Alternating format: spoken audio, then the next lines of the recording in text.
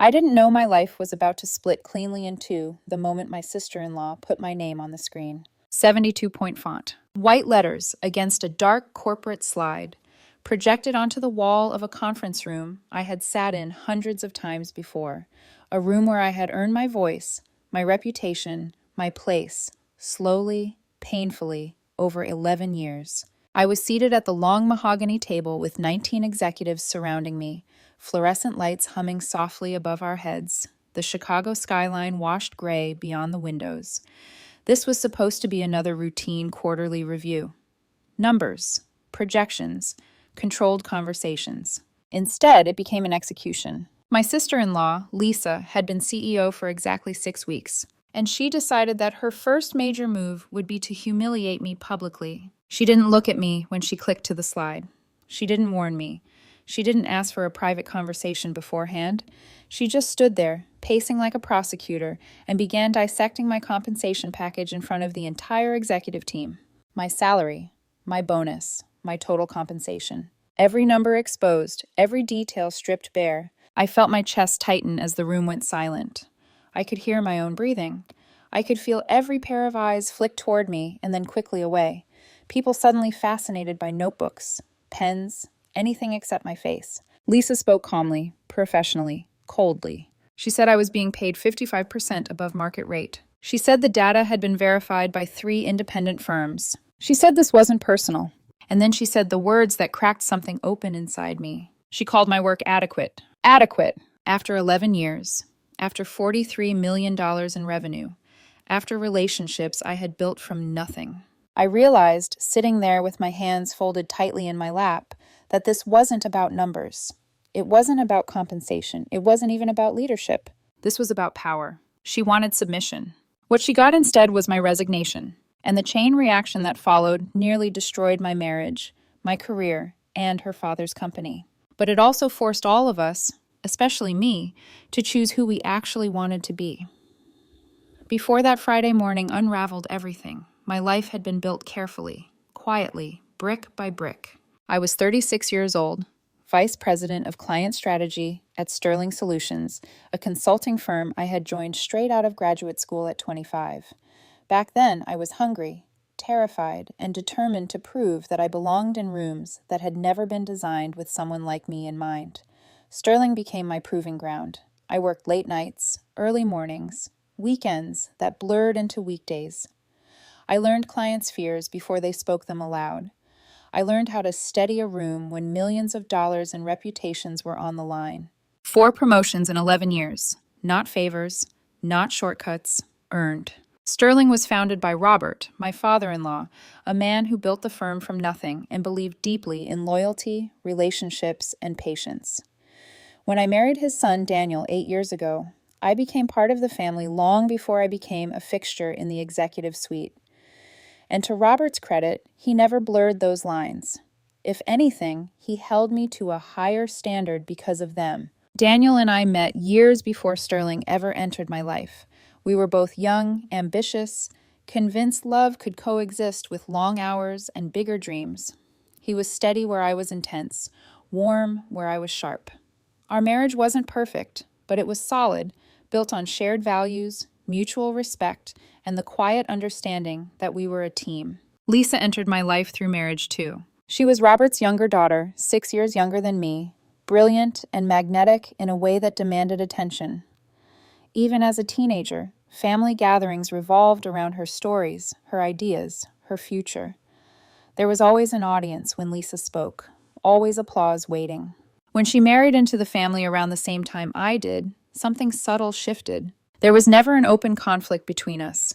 Nothing loud, nothing obvious, just a quiet, unspoken competition that hovered beneath the surface about who truly belonged, who had earned their place, who had simply married into opportunity. I ignored it, or maybe I chose to. I told myself professionalism mattered more than ego.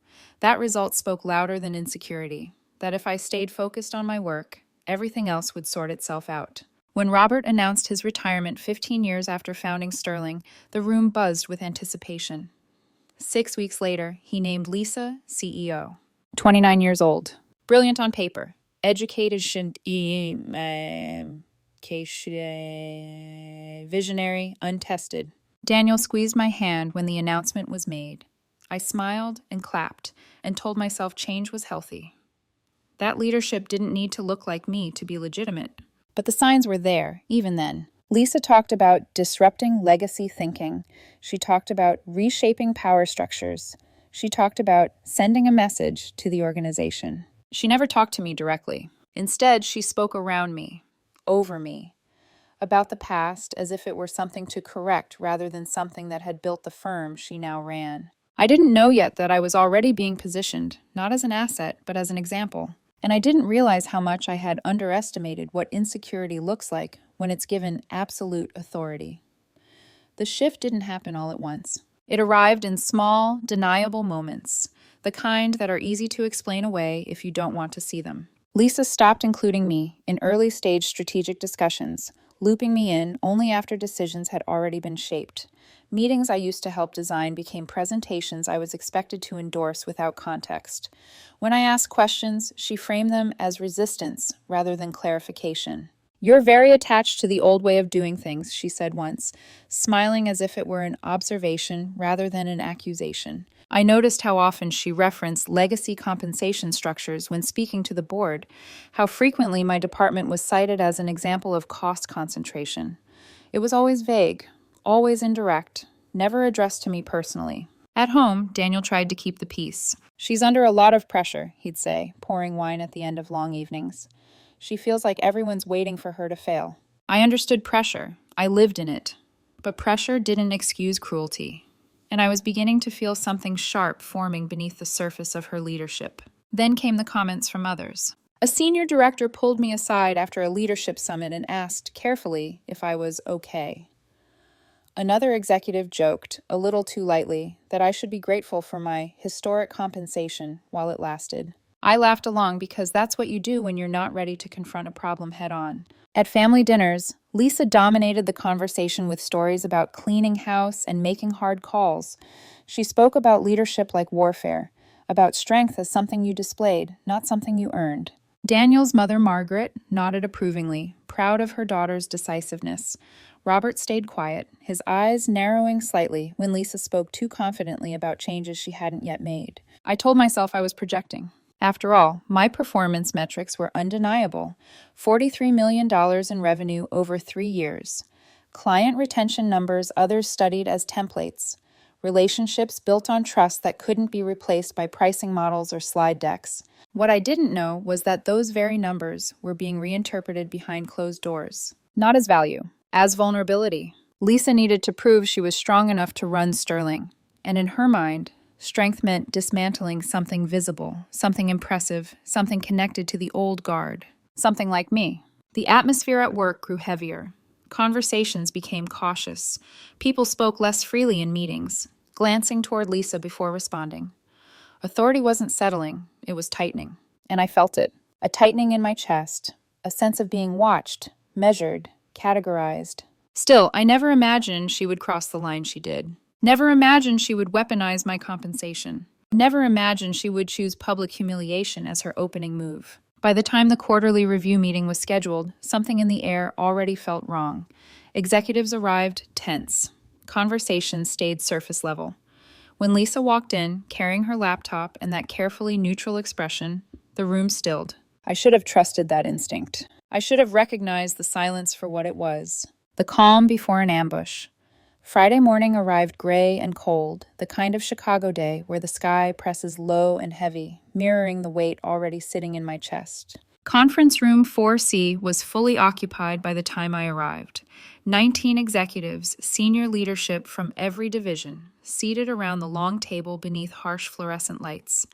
I took my usual seat, placed my notebook neatly in front of me, set my phone face down. Routine. Familiar. Safe. Or so I thought. The meeting began as it always did. Revenue was up, client retention remained strong, market positioning held steady. As slides advanced, I recognized numbers I had personally built, accounts rescued at the last possible moment, relationships nurtured through midnight calls and crisis weekends. I felt the quiet satisfaction of competence, the grounding comfort of earned authority. Then Lisa cleared her throat. Before we move on to new business, she said smoothly, I want to address something that's been concerning me. The air changed instantly. People shifted in their chairs. Pens paused mid-note. That particular stillness fell over the room, the one that signals trouble before it fully arrives. Lisa clicked to the next slide. My name filled the screen. Large, centered, impossible to ignore. Beneath it, my entire compensation package appeared, broken down line by line. Base salary, bonus structure, total annual compensation. I felt heat rush to my face, then drain just as quickly. My stomach dropped. My heartbeat sounded too loud in my ears. No one spoke. Lisa began pacing slowly at the front of the room, hands clasped behind her back like she'd rehearsed this moment. She explained she'd commissioned 3 independent firms to analyze compensation benchmarks across the industry. Her tone was measured, almost conversational. She said my pay was 55% above market rate. She said previous leadership, her father, had been too comfortable to make difficult decisions. She said Sterling was a business, not a charity. I stared straight ahead, my fingers curling slowly against my notebook. I could feel the eyes on me. Not hostile, not sympathetic, observational, assessing. Another slide appeared. Bar graphs. Color-coded. Every bar representing my compensation glowed red, towering above industry averages like a warning sign. Someone had spent hours crafting this. Not to inform, to shame. Lisa turned toward the table, meeting eyes deliberately as she spoke about resource allocation, fiscal responsibility, and modern leadership. Then she looked at me for the first time. I want to be clear, she said. This isn't personal. You've done adequate work. The word landed like a physical blow. Adequate. I thought of the Henderson account, saved 90 seconds before termination. Thought of the nights I slept with my phone on my chest in case a client called. Thought of training half the people in that room on client retention strategies that became company doctrine. Adequate. I set my coffee cup down carefully. The porcelain touched the mahogany table with a soft, controlled click. The sound carried in the silence. Lisa paused, clearly expecting a response. A defense, a justification, submission. Instead, I stood, slowly, calmly. I gathered my notebook, my phone, my folder of projections she hadn't bothered to request, every movement deliberate. Where are you going? Lisa asked sharply. We're not finished. I met her gaze evenly. I'm sure you've thoroughly researched your recommendations, I said. 3 independent firms, after all. Her confidence flickered. But compensation analysis doesn't measure relationships, I continued. And consulting firms don't run on spreadsheets. They run on trust. The room froze. I won't be restructuring my role, I said, and you won't need another meeting. I paused. I resign, effective immediately. Lisa's mouth opened. No sound came out. She hadn't planned for this. I added one final sentence before turning away. You may want to check how much of that $43 million in revenue is tied to personal relationships rather than company branding. Then I walked out.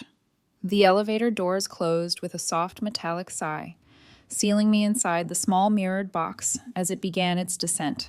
15 floors. I stared at my own reflection and felt nothing. No triumph, no panic, just a strange, hollow clarity, as if something heavy had finally been set down after years of carrying it without realizing how much it weighed. When the doors opened into the lobby, the November cold rushed to meet me, sharp, honest, bracing. I stepped outside and let it hit my face, my lungs, my bare hands. Only then did I realize my phone was vibrating nonstop in my coat pocket. I didn't look at it right away. I walked half a block before stopping, leaning against the stone facade of a neighboring building, forcing myself to breathe.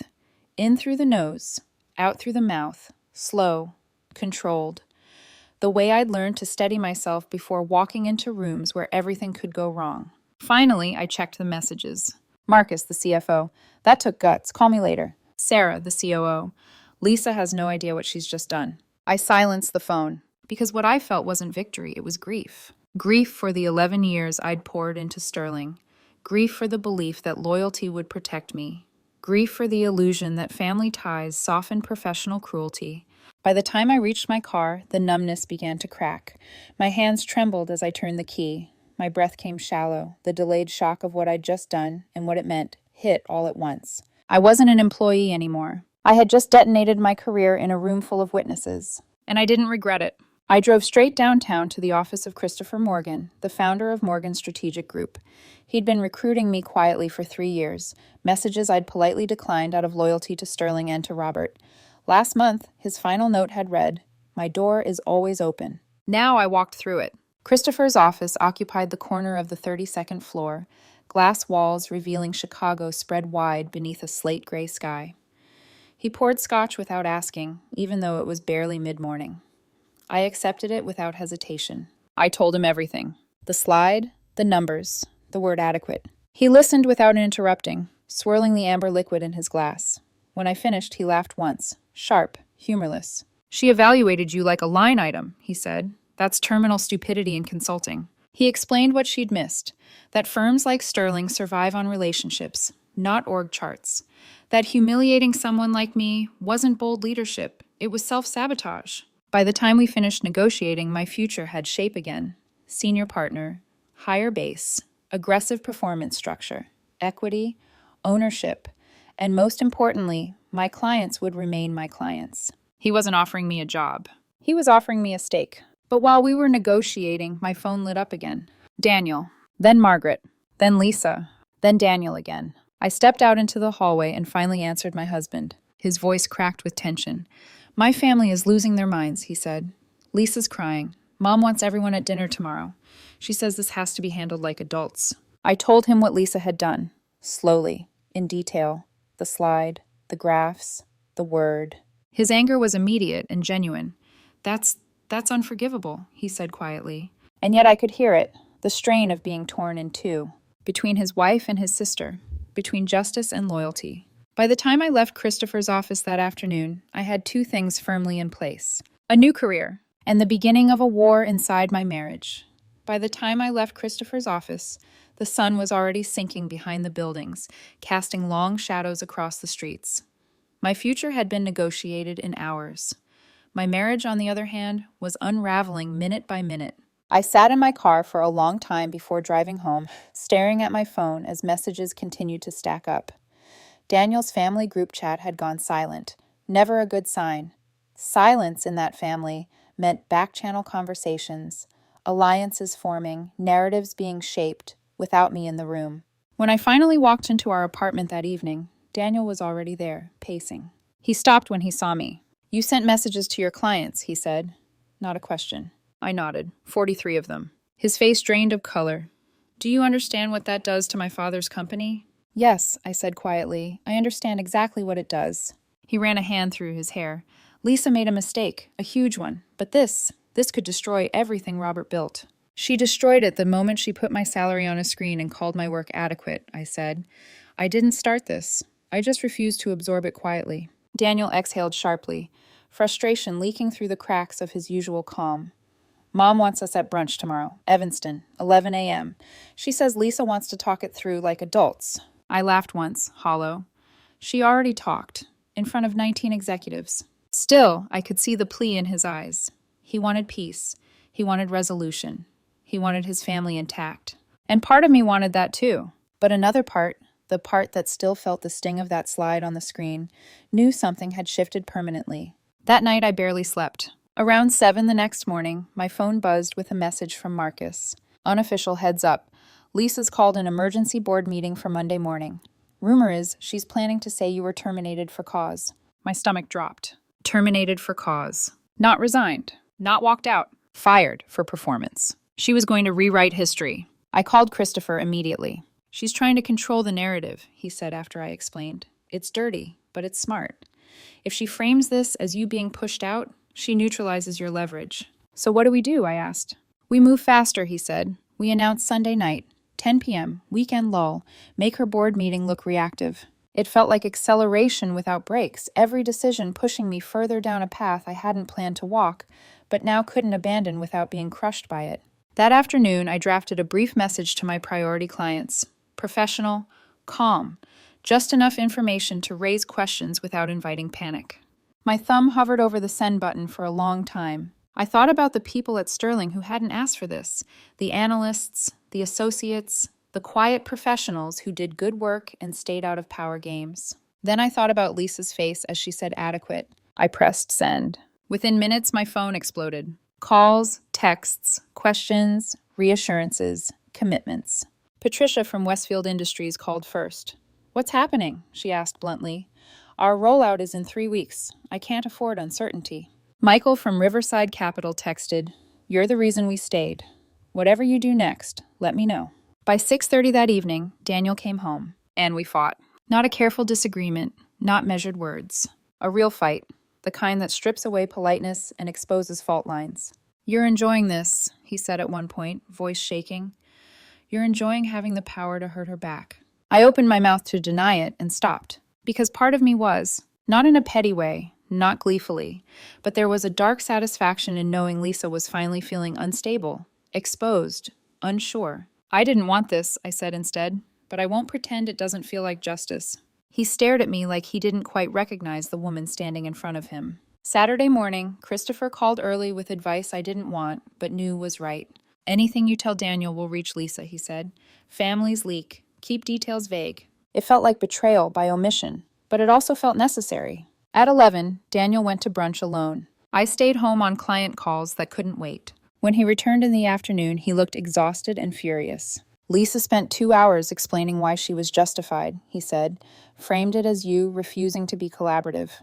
Mom wants you to come back and help fix things." I shook my head slowly. I've been fixing things for 11 years. Sunday blurred into strategy sessions, PR meetings, carefully chosen language. Rebecca from Communications and Tyler, the PR consultant, shaped the announcement into something precise and devastating without ever becoming reckless. And Sunday night, at exactly 10 p.m., the press release went live. By morning, my phone was unusable. Clients, reporters, former colleagues, and then a message from Lisa. "You did this on purpose. You wanted to humiliate me." She said her father was crying. She said I'd turned her sister, my husband, against her. She asked if I was proud of myself for destroying her. That one landed deeper than I expected. And still, I didn't stop. Monday morning arrived without ceremony. No dramatic sunrise. No sense of triumph. Just a cold, clinical urgency that pressed down on my chest the moment my alarm went off at 6. I sat at the edge of the bed, staring at the floor, listening to Daniel breathe beside me. We hadn't really slept. Not deeply. Not peacefully. The space between us felt wider than the room itself, filled with things we didn't know how to say without breaking something permanently. By 6:30, I was already on my first call. Patricia from Westfield, then Michael from Riverside, then Alexandra from Thornton Industries. Each conversation followed the same pattern: concern, hesitation, loyalty, strained against institutional fear. I stayed calm, measured, forward-looking. I did everything Rebecca and Tyler had trained me to do. By 8 a.m., the numbers were coming into focus. Some clients committed fully to moving with me. Some split their engagements. Some stayed at Sterling out of habit, history, or risk aversion. The math settled like a verdict. $17 million in revenue had moved, or would move, because of me. It was significant. But it wasn't annihilation. Lisa would survive this. And that realization hit harder than I expected. Around 9:30, Alexandra called back. Her voice was tight. "I just got off the phone with Lisa," she said. "She's offering us a 20% discount if we stay." My stomach dropped. Lisa wasn't collapsing. She was fighting. Aggressively, strategically. I called Christopher immediately. "She's countering with price," I said. "Discounting to keep my accounts." He swore softly. "Smart move. We match partially. 15% for Q1 only. Then back to standard." For the next 3 hours, I negotiated in real time, offering concessions, reassuring nervous executives, recalibrating expectations. By noon, my throat was raw, my head pounding.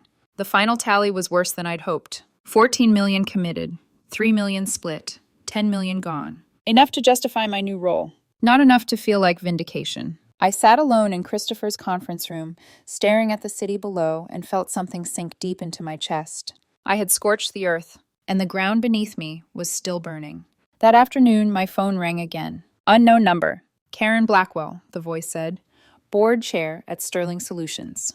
My pulse spiked. She spoke calmly, professionally. Said my sudden departure had raised serious concerns among the board. Said they wanted to understand what had happened.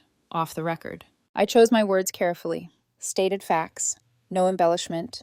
No emotion. The slide, the salary, the word adequate. The witnesses. She listened without interrupting. Then she said something that stunned me into silence. "What happened to you was unacceptable," she said. "Public humiliation is not a leadership strategy we condone." She told me the board wanted to explore a path forward. My role back, same compensation, expanded authority, direct report to the board, not to Lisa. It was everything I'd wanted when I walked out of that room on Friday. Complete vindication. And yet my stomach twisted, because I'd already signed with Morgan, already gone public, already chosen war. When I told Christopher, the silence on the line stretched long and heavy. "If you go back," he said finally, "you destroy your credibility. Mine too. You become the person who plays both sides for leverage." He wasn't angry. He was disappointed. Then Daniel's father, Robert, called. He sounded older than I remembered. Tired. I told him everything, slowly, honestly. When I finished, he was quiet for a long time. "I'm sorry," he said finally. "What she did was wrong." Then he asked the question I wasn't ready for. "Is there any way you'd reconsider the board's offer?" I closed my eyes. And in that moment, surrounded by choices, power, and consequences, I realized I was standing at the lowest point of the story. I could win. I could return. I could be proven right. And still lose everything that mattered. My marriage, my integrity, my sense of who I was becoming. For the first time since Friday morning, I wasn't angry. I was exhausted and afraid that no matter what I chose next, something precious would be gone forever. I didn't answer Robert right away. I asked him for time. After we hung up, I sat alone in the quiet of Christopher's office, staring at the city lights blinking on one by one as evening settled over Chicago. Every option in front of me felt sharp. Every path required cutting something loose. Going back to Sterling would give me vindication, but at the cost of trust. Staying with Morgan preserved my integrity, but left Lisa to keep stumbling forward, wounded and defensive, while my marriage strained under the weight of it all. It was Daniel's voice in my head that shifted everything. "You don't have to win to be right." I called Robert back. "There's another option," I said carefully. "One nobody's considering." I explained it slowly. I would stay at Morgan Strategic, build my practice there fully. No backtracking, no mixed signals. But Sterling could become a Morgan client. I would work with Lisa, not for her, not under her, but with her. As a consultant, on leadership development, strategic planning, and client relationships. The board would retain my expertise without forcing us back into a toxic reporting structure. Lisa would receive real support instead of silent judgment. And I would keep the boundaries I needed to do the work without resentment poisoning it. Robert didn't speak for a long moment. Then he exhaled. "That's actually brilliant," he said. "It might be the only solution where nobody loses everything." I told him it would only work if Lisa genuinely committed to it. No performative apologies, no ego games, real accountability. "I'll talk to her," he said, "and the board." When I told Daniel that night, something in his face softened for the first time in days. "You're not trying to destroy her," he said quietly. "You're trying to fix what broke." That mattered. On Wednesday afternoon, I walked back into Sterling's building for the first time since my resignation. Same glass facade, same security desk, same elevator banks. But I wasn't the same woman who had walked out of conference room 4C. The board gathered on the 15th floor. Karen Blackwell sat at the head of the table. Robert was there. 3 other board members I recognized. And Lisa. She looked exhausted. Her eyes were red-rimmed, her confidence visibly cracked. When she looked at me, it wasn't with defiance. It was with something closer to fear. Karen asked Lisa if she wanted to speak first. Lisa stood, hands trembling slightly. She apologized. Not vaguely, not defensively. She said she'd been desperate to prove she was strong enough to be CEO at 29, that she thought toughness meant dominance, that she chose me because I was family, because she believed I would understand it wasn't personal. "I was wrong," she said. "It was personal, and it was humiliating, and I'm sorry." The apology landed differently here, not at a family table with people smoothing edges, in a boardroom with consequences. I thanked her and meant it. Karen announced the board's decision. They accepted my proposal. 6-month consulting engagement through Morgan Strategic. Options for renewal based on results. Full cooperation required on both sides. Lisa and I both agreed. Afterwards, she walked me to the elevator in silence. "This is weird," she said finally. "But maybe it's good weird." The door slid open. "Thank you," she added softly, "for not giving up on us completely."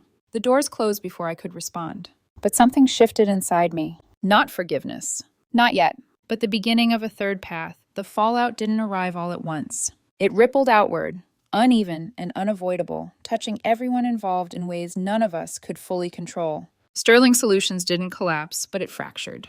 Within 2 weeks, 41 clients had either fully transitioned to Morgan Strategic or split their engagements between both firms. The board's internal review confirmed what everyone already suspected, but hadn't said aloud. The revenue loss was directly tied to personal relationships I had built over 11 years, not brand loyalty. Lisa felt that reality immediately. Every board meeting became an examination. Her presentations were dissected line by line. Questions came sharper. Tolerance thinner. The same confidence that once carried her effortlessly now wavered under scrutiny she had never faced before. She didn't blame me openly. She didn't need to. The numbers spoke for themselves. On Wednesdays, we met at a small coffee shop on Michigan Avenue, neutral ground neither of us owned. She arrived early every time, laptop open, notes prepared, no theatrics, no grandstanding. Just a young CEO learning, in real time, what authority actually costs. Some days she was guarded, other days, raw. Every time I walk into the boardroom now, she admitted once, staring into her coffee, I feel like they're waiting for me to break something else. I didn't soften that truth for her. They're waiting to see if you've learned, I said. Trust isn't restored with apologies. It's rebuilt through consistency. At Morgan, my practice surged. Clients who followed me didn't just stay, they expanded. They told Christopher they valued how I handled the transition, how I refused to badmouth Sterling, how I stayed professional even while asserting my worth. My revenue climbed to $21 million within weeks. Christopher told me I was on track for full partner within 6 months. The irony wasn't lost on me. What Lisa intended as a display of dominance ended up accelerating my independence. At home, the damage was quieter, but deeper. Daniel and I moved carefully around each other for a while, both of us aware of how close we'd come to losing something irreplaceable. When he finally left for Cambridge, we stood in the airport terminal, holding hands longer than necessary. This isn't running away, he said softly. This is choosing growth. I nodded, even as my throat tightened. We talked every night. Not about strategy, not about Lisa, about us. And slowly, the space between us began to feel like distance with purpose, not abandonment. As for Lisa, she asked me something unexpected during one of our sessions. Are you still angry? She asked quietly. I thought about it. I'm not waiting for you to fail, I said, but I won't pretend it didn't hurt. She nodded. That's fair.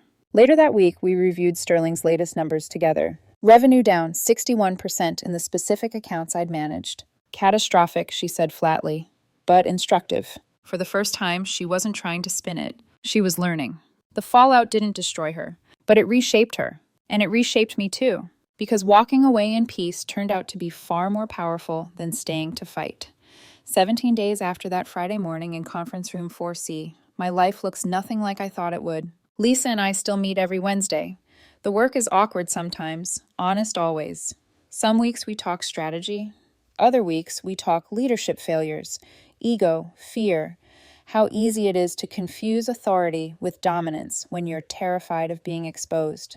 She's getting better. Not because I'm fixing her, but because she's finally listening. At Morgan Strategic, my work feels different now. Lighter, cleaner. I'm building something I own, not something I'm quietly afraid to lose. Clients trust me not just for results, but for how I handled the moment when everything could have burned down. Daniel calls every night from Cambridge. We talk longer than we used to, more openly. Distance stripped away the shortcuts we'd relied on and forced us to choose each other deliberately. Before all this, I thought leadership meant never backing down, never compromising, never showing uncertainty. I was wrong. Leadership isn't about winning at any cost. It's about choosing what you're willing to build after the conflict is over. Lisa's presentation was humiliating. It was unnecessary, and it hurt in ways that won't disappear just because apologies were made. But it forced me to decide who I wanted to become. I could have returned to Sterling and claimed victory. I could have crushed her completely and justified it as justice. Instead, I chose the harder path, the one that required boundaries, restraint, and imagination. The path that didn't require anyone to be destroyed. That choice didn't make me weak. It made me free. I still don't know if every decision I made was right. Maybe I should have stayed silent that day. Maybe the press release went too far. Maybe there were gentler ways forward. But I do know this. What you build after betrayal matters more than how perfectly you respond to it. 17 days ago, I thought being right was everything. Now I understand that the only victory that lasts is the one where you don't lose yourself along the way. That's my story. My sister-in-law tried to humiliate me in front of 19 executives. I resigned, joined a competitor, nearly destroyed my marriage and her career. And then, somehow, we found a way forward that none of us saw coming. It isn't neat. It isn't finished. But it's real. And for the first time in a long time, that feels like enough.